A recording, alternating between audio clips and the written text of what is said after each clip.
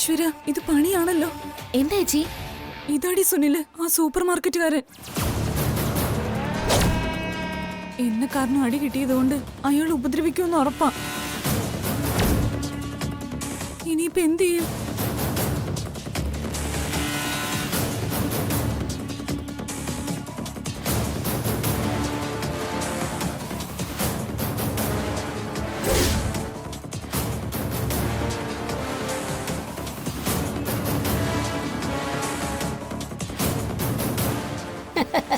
ആ ദേ ചായ തണുത്തു പോയി, ഞാൻ വേറെ കൊണ്ടുവരാം. ചായ വേണ്ട, ഫിൽറ്റർ കോഫി മതി. എനിക്ക് ഒരു വെറൈറ്റി ആയിക്കോട്ടെ.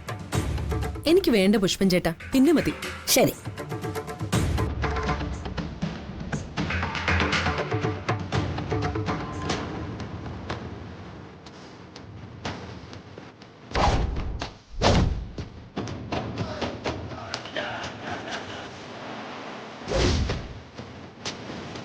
ഹലോ മിസ് പതിവ്രത, സുഖാണോ മോൾക്ക? ചേട്ടാ പ്ലീസ് ഉപദ്രവിക്കരുത്. ഉപദ്രവിക്കില്ല, മാന്തും. നീ കാരണം എന്റെ ശരീരത്തിന് കുറെ ക്ഷതം പറ്റിയതാ. അതിന്റെ ക്ഷീണം മാറ്റാൻ നിന്നെ ഞാനൊന്ന് മാന്താനും കടിക്കാനും ഉദ്ദേശം.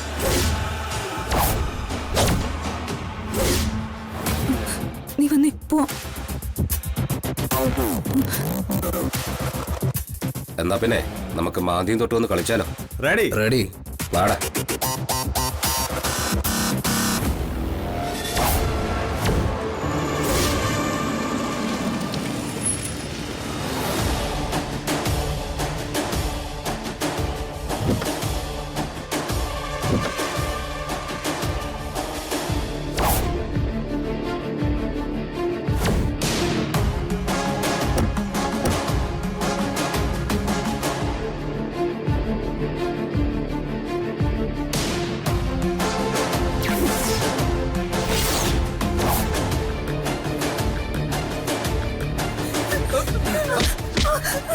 എവിടെയാണ് പോകുന്നത്?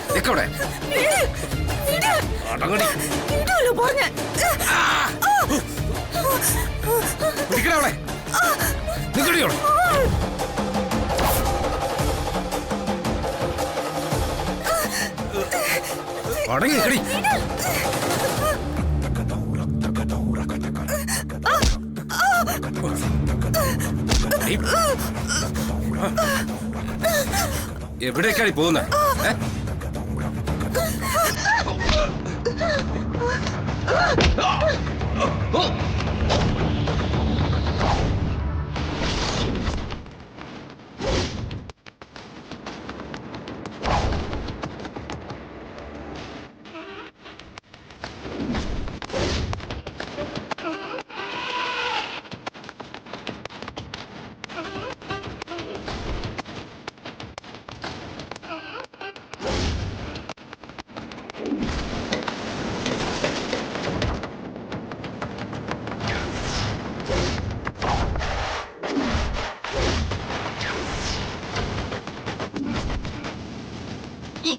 എന്താടാ പെണ്ണുങ്ങളെ ഉപദ്രവിക്കുന്നത്? നീക്കാരാ വില്ലമാരാ?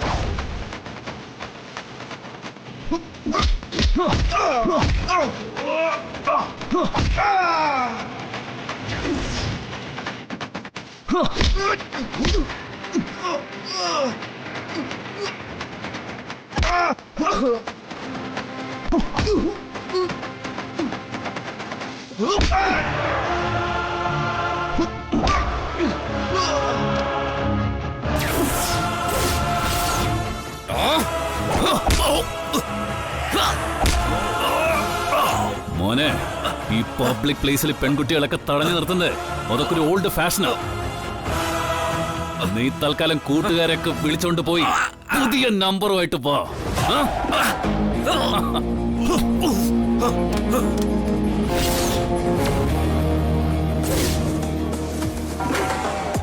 വാടാ, വാ.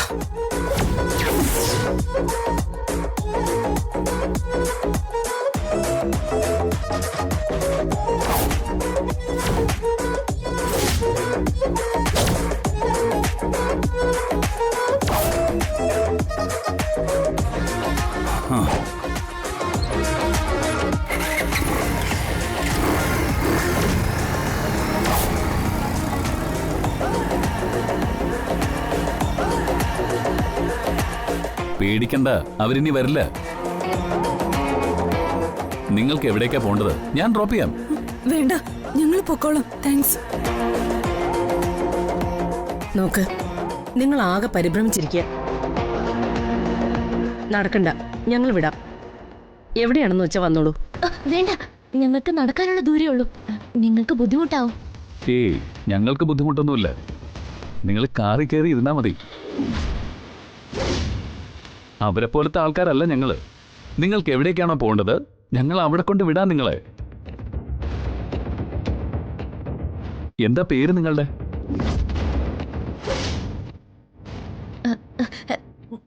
ഞാൻ ആര്യ. ഇതെന്റെ ചേച്ചിയാ ആരതി. നിങ്ങൾ വന്നോളൂ. ആളൊഴിഞ്ഞ ഈ സ്ഥലത്ത് നിങ്ങൾ അങ്ങനെ വിട്ടിട്ട് പോകാൻ തോന്നുന്നില്ല. അതുകൊണ്ടാ. അതെ അതെ, നിങ്ങൾ വന്നേ പറ്റൂ. വാ പോവാം. വാ പോവാം. വരൂ.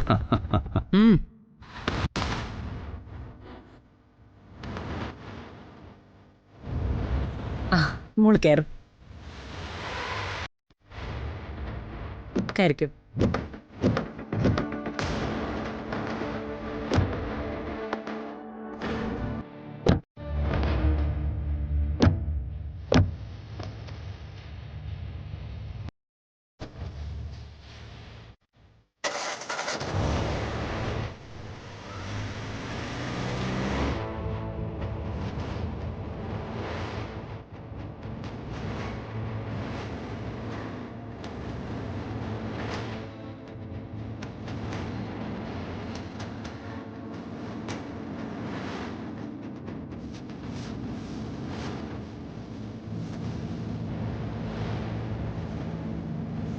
ആ, ഞാനേ ഇതൊന്ന് ചെക്ക് ചെയ്തിട്ടാ.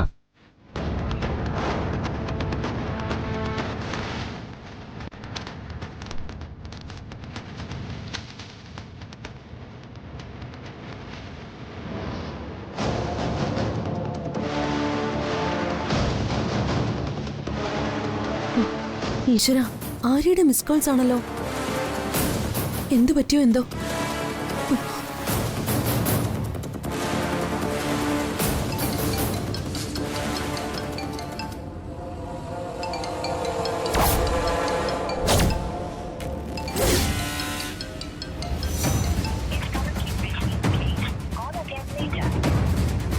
ആരാ? ചേച്ചിയാ?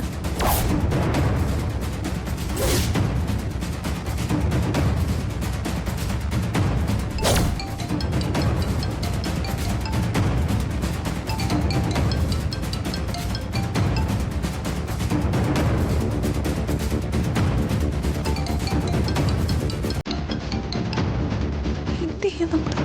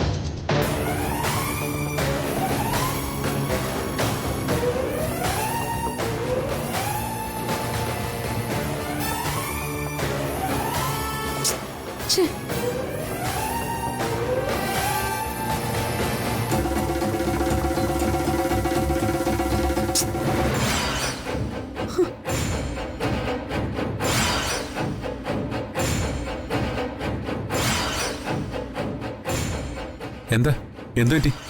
ആരെ വിളിച്ചേ? വിളിച്ചത് ആരതിയാ. ആരെയും നേരത്തെ 3-4 തവണ വിളിച്ചിരിക്കുന്നു. ഫോൺ സൈലന്റ് ആക്കി വെച്ചിരുന്ന കാരണം കോള് കണ്ടില്ല. ഇപ്പൊ ഞാൻ അങ്ങോട്ട് വിളിക്കുമ്പോ സ്വിച്ച് ഓഫും. ആരതി ഒന്നുകൂടെ വിളിച്ചു നോക്ക്. രണ്ടുപേരും ഒരുമിച്ചല്ലേ പോയത്? ആരതിയും വിളിച്ചു. അവള് ഫോൺ കട്ട് ചെയ്ത് കളയുവാ. ടെൻഷൻ ആവണ്ട. അവൾ ഇന്റർവ്യൂ ഹാളിൽ കയറി കാണും. അതവൻ കട്ട് ചെയ്യുന്നേ. അതൊക്കെ ഒരു ഡിസിപ്ലിന്റെ ഭാഗമാണ്. ഇന്റർവ്യൂ നടക്കുന്ന ഹാളിനുള്ളിൽ ഫോൺ അറ്റൻഡ് ചെയ്താൽ പോലും ജോലി നഷ്ടപ്പെടുന്ന സാഹചര്യമുണ്ട്. കുറച്ചു കഴിഞ്ഞ് ഒന്നുകൂടെ വിളിച്ചാൽ മതി.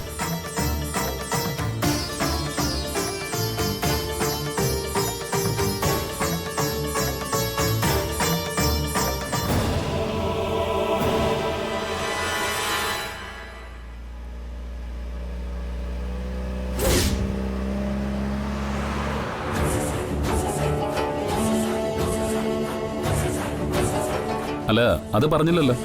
നിങ്ങൾക്ക് എവിടെയാ പോകേണ്ടത്? ഞങ്ങളൊരു ഇന്റർവ്യൂവിന് പുറപ്പെട്ടതാ സാർ. ആ, ഗുഡ്. അത് എവിടെയാണെന്ന് പറയൂ. ഞാൻ അവിടെ ഡ്രോപ്പ് ചെയ്യാം നിങ്ങളെ. അവിടെ പറഞ്ഞ സമയം കഴിഞ്ഞു. ഇനി അങ്ങോട്ട് പോയിട്ട് കാര്യമില്ല. എന്നാ പിന്നെ വീട്ടിലാക്കാം നമുക്ക്. ആ, വീട് എവിടെയാണ് പറഞ്ഞോളൂ. വീടല്ല മാഡം, ഹോസ്റ്റലിലാ. ഇതിനടുത്താ ഹോസ്റ്റൽ. ഇവിടെ എവിടെയും വിട്ടാ മതി. മതിയോ? വേണമെങ്കിൽ ഞാൻ ഹോസ്റ്റലിന് മുന്നിൽ വിടാം. അതൊന്നും വേണ്ട. കാറിൽ ചെന്ന് ഇറങ്ങിയാലേ ആരാ എന്താന്നൊക്കെ മാറ്ററിന്റെ ചോദ്യം ഉണ്ടാവും. ദേ ഇവിടെ വിട്ടാ മതി, ഞങ്ങൾ പോയിക്കോളാം. ശരി. ദേ ഇവിടെ ഇവിടെ ഇവിടെ.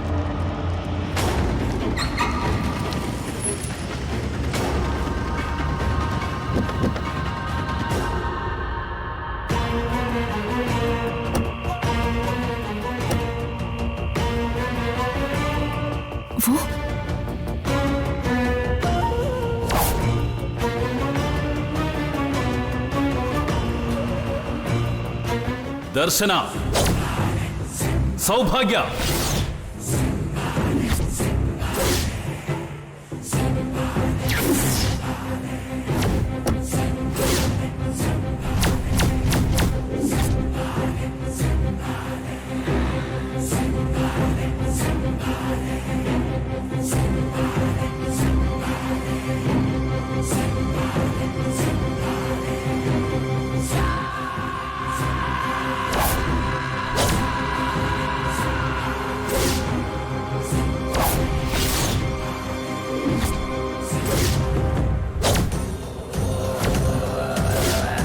ദർശന, സൗഭാഗ്യ. ഇവര് സഹോദരിമാരാ. ഇവർക്ക് ഏതാണ്ട് നിങ്ങളുടെ പ്രായം ഉണ്ടാവും.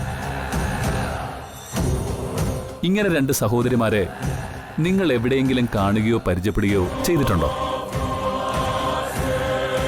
നിങ്ങളുടെ കോളേജിലോ നിങ്ങൾ ഇടപെട്ടിട്ടുള്ള മറ്റേതെങ്കിലും സ്ഥലത്ത് വെച്ചോ? ഇല്ല സർ, അങ്ങനെ ആരും ഞങ്ങൾക്ക് അറിയില്ല. ഇതാ, ഈ മുഖമുള്ള സ്ത്രീയെ നിങ്ങൾ എവിടെയെങ്കിലും കണ്ടിട്ടുണ്ടോ? ഈ പരിസരത്തെങ്ങാനും? ഇല്ല സാർ. കോളേജ്, ഹോസ്റ്റൽ, ലൈബ്രറി അങ്ങനെ ചുരുങ്ങിയ ഇടങ്ങളെ ഞങ്ങൾക്ക് ഇവിടെ പരിചയമുള്ളൂ. അവിടെ ഒന്നും ഇങ്ങനൊരു സ്ത്രീയെ ഞങ്ങൾ കണ്ടിട്ടേ ഇല്ല. ശരി, ആയിക്കോട്ടെ. ഏതായാലും നിങ്ങൾ ഈ മുഖം നന്നായിട്ടൊന്ന് മനസ്സിൽ ഓർമ്മ വെച്ചു. എവിടെ വെച്ചെങ്കിലും കണ്ട എന്നെ ഒന്ന് വിളിച്ചറിയിക്കണം. എനിക്ക് വളരെ വേണ്ടപ്പെട്ടൊരു സ്ത്രീയ. പേര് രാധയെന്നാ. ചില പ്രത്യേക സാഹചര്യങ്ങളിൽ എനിക്ക് അവളെ നഷ്ടപ്പെട്ടു. അന്നു മുതല് ഞാനും അമ്മയും കൂടി അവളെ തിരയുക. കാണാൻ സാധിച്ചാൽ എന്നെ അറിയിക്കണം.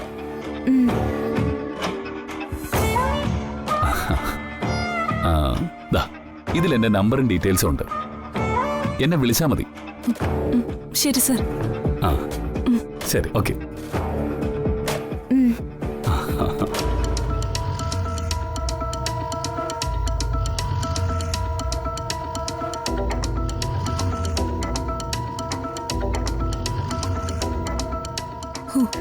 പേടിച്ചിട്ട് ശ്വാസം നിന്നു പോകും പോലെ തോന്നിപ്പോയി. നടക്ക്.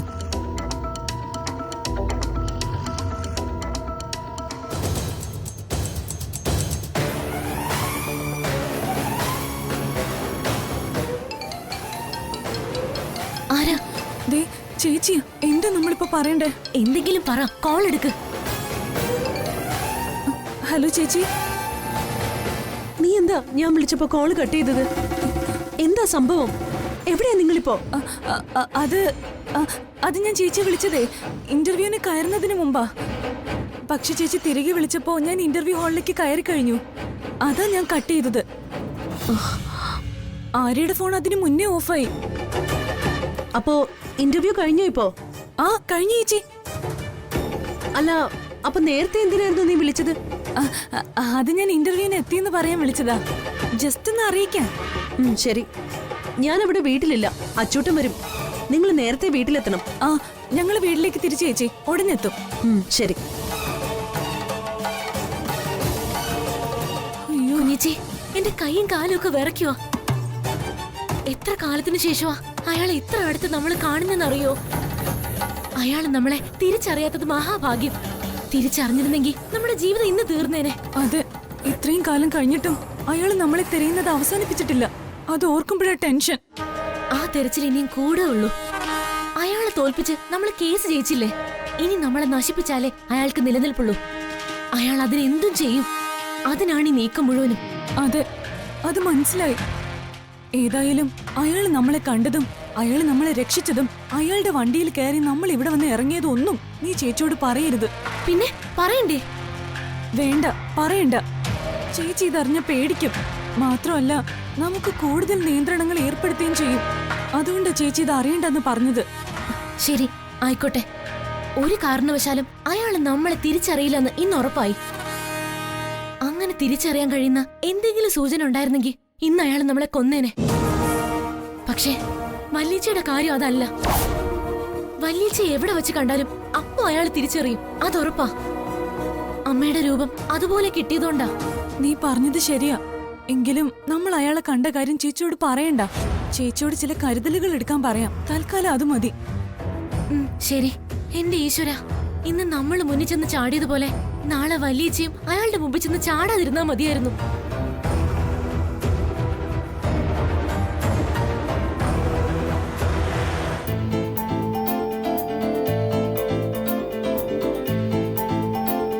എന്തേ കിട്ടിയോ? അവരോട് സംസാരിച്ചില്ലേ? ആ, ആരതിയോട് സംസാരിച്ചു. ഇപ്പോഴാ ഒരു ആശ്വാസമായത്. ഗുഡ്. അവർ ഓക്കെ അല്ലേ? അവരൊക്കെയാണ്. വീട്ടിലേക്ക് പോവാന്നാ പറഞ്ഞത്.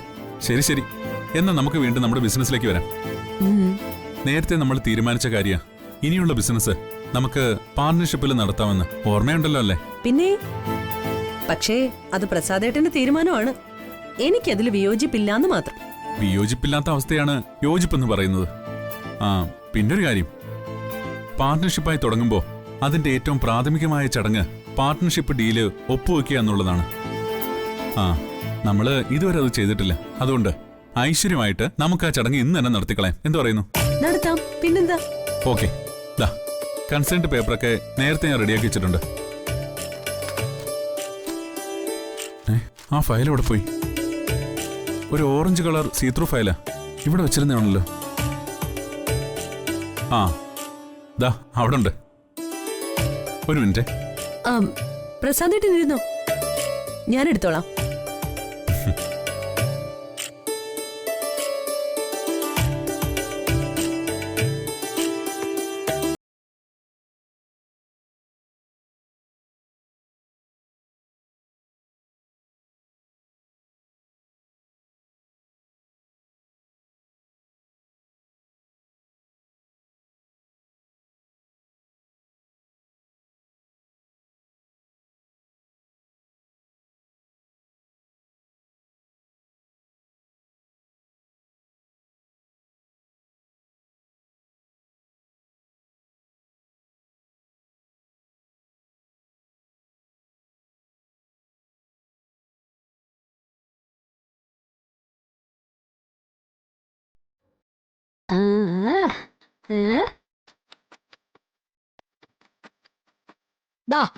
ഫിൽറ്റർ കോഫി ചൂടാറുന്നതിന് മുമ്പേ കുടിക്കാം.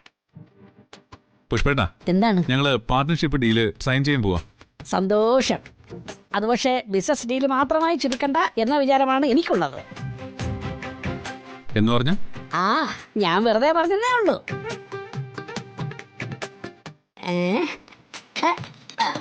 ദേ, ഏത് ഡോക്യുമെന്റിൽ ഒപ്പുവെക്കുന്നതിന് മുമ്പ് അത് വായിച്ചു നോക്കണമെന്നാണ് വ്യവസ്ഥ. വായിച്ചു നോക്കാത്തതുകൊണ്ട് മാത്രം ചതിക്കപ്പെട്ട കഥകൾ ഒരുപാട് കേട്ടിട്ടുണ്ട്. അതുകൊണ്ട് വായിച്ചു നോക്കിയിട്ട് ഒപ്പിട്ടാ മതി. പ്രസാദേട്ടന് അങ്ങനെ എന്നെ ചതിക്കാനാവുമെങ്കിൽ ചതിക്കപ്പെടാൻ എനിക്ക് യാതൊരു മടിയില്ല. ആ കൊലച്ചതി ഞാൻ ദാ സ്വീകരിച്ചിരിക്കുന്നു. പേപ്പേഴ്സ് ഇങ്ങ് തന്നാട്ടെ. എല്ലാ പേജിലും പേരെഴുതിയാണ് ഒപ്പിടാൻ. അവസാനത്തെ പേജിൽ പേരെഴുതിയിട്ടുണ്ട്. ഒപ്പിട്ട മാത്രം മതിയാവും. ആ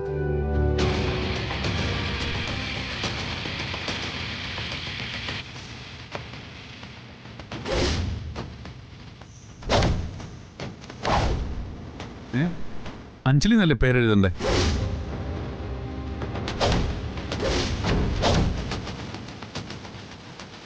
ഈ ആറെന്താ?